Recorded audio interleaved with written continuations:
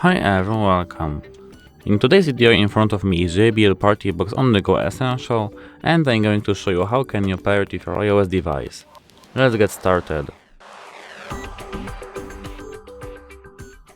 At first we have to go into pairing mode with clicking this button over there.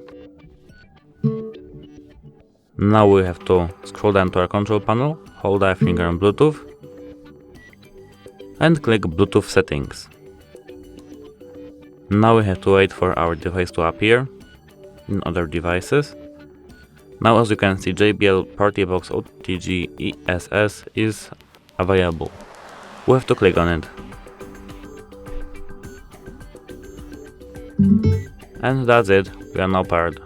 Like and subscribe for more of these videos and hope it helps. Goodbye.